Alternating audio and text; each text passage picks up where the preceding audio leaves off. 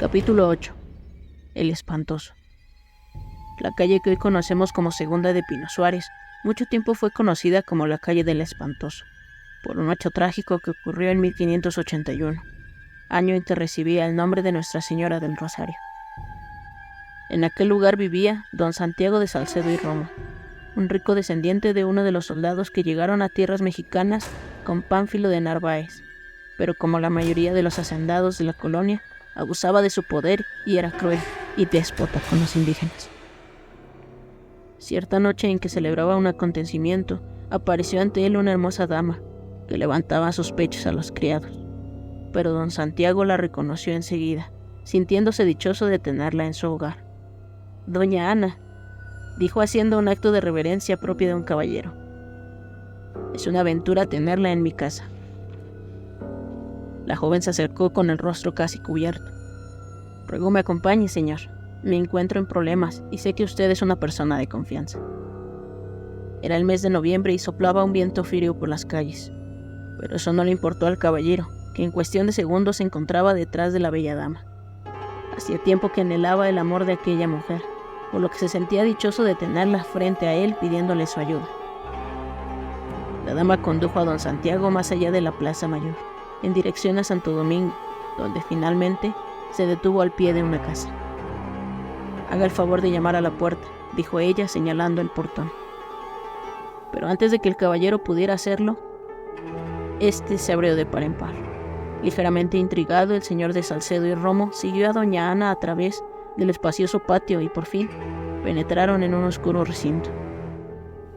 En vano, le pidió en 2 ocasiones que le dijera de qué se trataba, porque doña Ana solo le decía que esperara.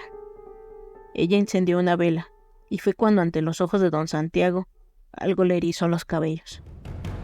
«No puede ser», dijo gritando. «Aquellos espectrales seres le hablaron».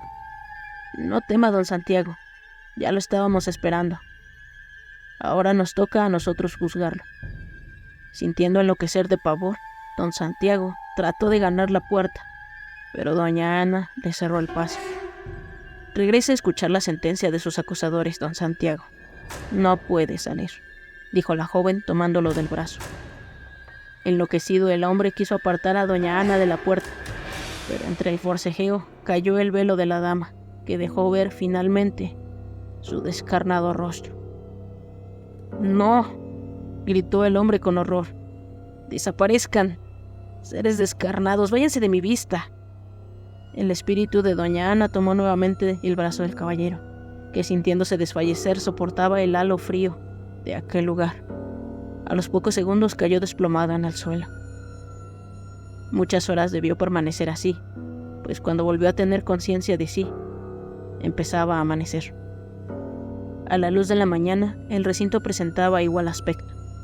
Al fondo estaba la mesa en la que se encontraban aquellos seres infernales. «Si lo soñé, ¿cómo habré llegado hasta aquí?», se preguntó mientras se incorporaba.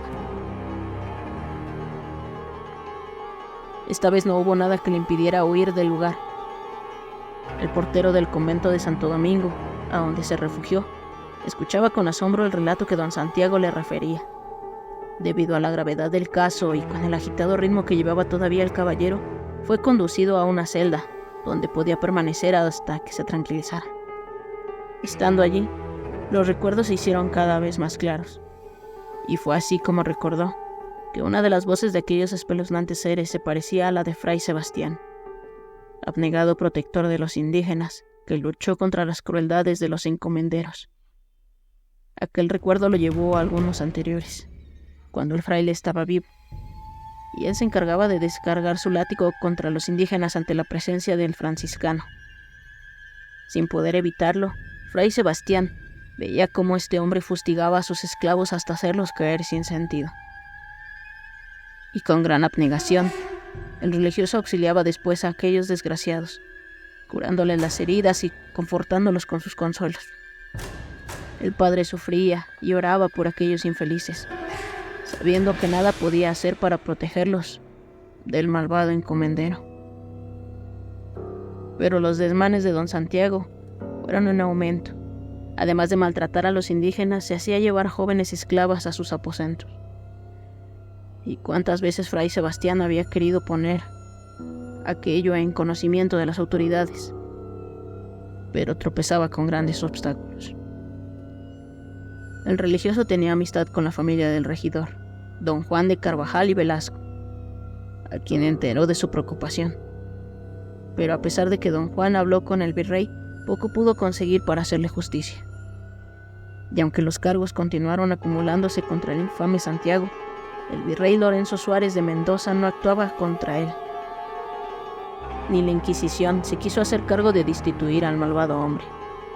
Pero cierto día una noticia llenó de júbilo al regidor y a Fray Sebastián. Se trataba de una carta del virrey, y impedía oidores para tomar juicio de residencia a Santiago de Salcedo y Rom. Obviamente, don Santiago, al enterarse de tal noticia, montó en cólera, destrozando todo lo que encontraba a su paso. «Malditos», decía con furia, «malnacidos, ahora sabrán quién es Santiago de Salcedo y Rom». Comenzó a sobornar a los oidores, a algunos con dinero y a otros tantos con amenazas. Pero ni todo eso le bastó para cuando habló con sus principales acusadores. Viendo don Santiago que nada conseguía, recurrió nuevamente a las amenazas. Pero humillado, dejó la casa de don Juan, el regidor. Esa misma noche, después de haber deliberado hasta muy tarde don Juan y sus amigos, don José de Gutiérrez dejó la casa del caballero para dirigirse a la suya, en las cercanías de Santo Domingo. Al doblar la esquina, un embosado le salió al paso, y antes de que don José pudiera desenvainar su espada, el asaltante se arrojó sobre él apuñalándolo sin piedad. Lo apuñaló en el pecho. Antes de exhalar el último aliento, el señor Gutiérrez pudo reconocer a su asesino. El criminal tuvo tiempo de despojar a don José de sus pertenencias, con el único fin de que el hecho pasara por un asalto. Y no se equivocó, al día siguiente se pregonaban lutos por don José, muerto por un asalto. La noticia consternó a todos los habitantes de la capital de la Nueva España, principalmente a don Juan y a su hermosa hija, doña Ana. «Padre, ha muerto mi prometido», dijo la bella mujer. Doña Ana cayó en cama aquejada de extrañas dolencias, debido a la impresión causada por la muerte de su prometido. Aseguraba que el espíritu de su prometido se le aparecía todas las noches, como queriéndole decir algo. Por tal motivo, llamó en contadas ocasiones a su padre, quien finalmente pudo ver a su amigo descarnado. Después de aquellas visiones, doña Ana caía rendida en un sueño profundo, del que parecía no iba a despertar jamás. Pero una nueva desgracia vino a sumarse a la que padecía aquella casa. Una noche en que doña Ana pareció entrar en agonía, don Juan salió desesperado en busca del boticario más cercano. Al atravesar la calzada a la altura de la Plaza Mayor, un carruaje surgió de las sombras y sin que don Juan pudiera evitarlo, lo arrolló con violencia. Aquel sujeto se dio a la fuga, mientras don Juan agonizaba, tirado en el empedrado. También él alcanzó a ver el rostro de su agresor, pero no pudo decírselo a nadie. En ese preciso momento, doña Ana lanzaba un terrible alarido en su lecho. Fray Sebastián intentó consolarla, pero ella aseguraba que su padre se encontraba a su lado. Después de esas palabras, doña Ana cayó nuevamente en su lecho, pero esta vez sin vida. Al día siguiente se inició el juicio de residencia de don Sebastián de Salcedo y Rom. Por tal motivo, aquel hombre no se enteró que se hacían dobles funerales, por don Juan y su hermosa hija, doña Ana. Los testigos presentados ese día habían sido sobornados por el señor de Salcedo y no presentaron cargo alguno en su contra. Fray Sebastián fue llamado a comparecer al día siguiente, pero el sacerdote sabía que estaba solo contra don Santiago y nunca pudo saber cómo había penetrado al convento aquel malvado hombre. Pero en cuanto lo tuvo frente a él, trató de defenderse, y aunque quiso pedir auxilio, las manos de don Santiago le habían atenazado el cuello, impidiéndole emitir sonido alguno. Cuando Fray Sebastián hubo muerto, don Santiago lo despojó del cordón de su hábito y con él lo colgó de una viga. Ahora, son 3 los testigos que tendrán que venir del más allá para acusarme, dijo don Santiago, con una sonrisa siniestra. Y todavía, cuando abandonó el convento burlando la vigilancia de los franciscanos, iba maquinando nuevamente varias infamias para consumar su venganza. Doña Ana está sola y sin prometido, decía para sí. Cuando hallaron el cuerpo del fraile lo creyeron suicida, negándole el derecho a reposar en el cementerio del convento. Y de ese modo no hubo testigo del cargo en el juicio de don Santiago, por lo que los oidores lo exculparon plenamente. Noticia que llenó de gozo el corazón del caballero, quien pasó el día entero celebrando el acontecimiento con amigos y mujeres. Se retiró a su casa por la noche y fue cuando doña Ana apareció ante sus ojos. Al recordar todo esto se sintió tranquilo en la celda del convento, pero a los pocos minutos compareció ante él un sacerdote. Dispuesto estoy a escuchar su confesión, dijo el religioso. Disculpe, padre, replicó don Santiago. Estoy muy nervioso aún y no puedo confesarme todavía. Pidió además que lo dejaran quedarse en el convento, por lo menos hasta que se recuperara del todo, que recuperara la razón. Pero su tormento se acrecentó, ya que por las noches aquellas ánimas errantes llegaban hasta su celda, razón por la cual su salud se resintió, presentando poco después un aspecto amarillento y enfermizo que alarmaba a los dominicos, quienes observaron durante varios días su conducta, llegando a la conclusión de que siempre se veía temeroso y angustiado. Por las noches, eran tan espantosos los alaridos del señor de Salcedo que los monjes, temerosos de que éste estuviera loco, no acudían a auxiliar. De esta manera, en lugar de tener algún escape, don Santiago se veía solo y acosado por sus 4 acusadores. Evadiste el juicio de los hombres, pero no podrás evadir el nuestro, dijo el espíritu de Fray Sebastián. Déjenme salir, gritaba con terror don Santiago, pero aquellos gritos parecían estimular a las ánimas. Tus crímenes merecen la horca, decían con mirada amenazante. No, tengan piedad, dijo el desdichado hombre. Piedad es lo que no tuviste con los indígenas que te imploraban, replicó el ánima de Fray Sebastián. Como aquellas escenas se repitieron noche tras noche, el superior decidió poner el remedio.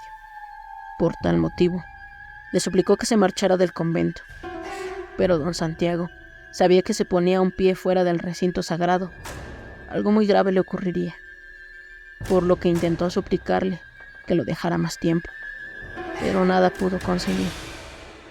Esa tarde se apersonaron 2 frailes juaninos en el convento de Santo Domingo con intenciones de llevárselo con ellos. Con ayuda de otros hermanos lograron abrir la puerta de la celda donde el caballero se refugiaba. Y aunque les costó un gran trabajo sacar a don Santiago, a los pocos minutos ya estaban en la calle cargando al enloquecido caballero. Pero en cuanto las puertas del convento de Santo Domingo se cerraron, dejó de poner resistencia. Los hermanos juaninos se miraron extrañados.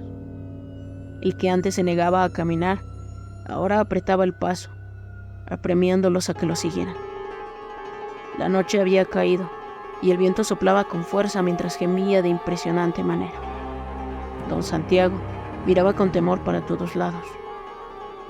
¿Falta mucho aún, hermanos?, preguntó llevándose las manos a la boca, como si fuese un niño pequeño. Pero no habían caminado más de 4 calles cuando 4 sombras le cerraron el paso. «Alto», dijo una de ellas. «Don Santiago debe venir con nosotros, y es hora de que cumpla su condena». Los frailes tomaron sus cruces, pero don Santiago, enloquecido de temor, se desprendió de su lado y echó a correr despavorido por las calles. «¡Ayúdenme!», gritaba con gran desesperación. Los hermanos de San Juan de Dios fueron testigos de un hecho aterrador. Aquellas 4 sombras se habían lanzado en persecución de don Santiago, quien seguía cruzando la ciudad dando grandes pasos, hasta que no pudo continuar más. Se encontraba tirado justo en el callejón que después se llamó Sal si puedes, hoy conocido como de Dolores. Cuentan las crónicas que el señor de Salcedo se vio sin escapatoria. «Tengan piedad», dijo sollozando.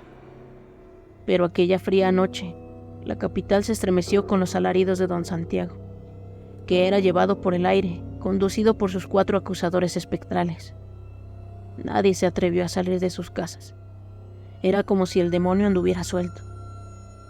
Se cuenta que a la mañana siguiente, los vecinos de la calle de Nuestra Señora del Rosario, hoy segunda de Pina Suárez, contemplaron ante la casa del encomendero una horca negra, y en ella la cabeza de aquel perverso hombre, cuyo cuerpo se balanceaba con el viento. Y de acuerdo a las crónicas de la época, aquel espectro vagó por las calles de la colonia, lanzando gemidos despavoridos, que causaban temor a los habitantes de Nueva España, motivo por el cual la calle recibió el nombre del Espantoso, hasta que la Santa Inquisición intervino para prohibir que se le nombrara de tal manera. Y años más tarde, la calle recibió el nombre de Bajos de Porta Coeli.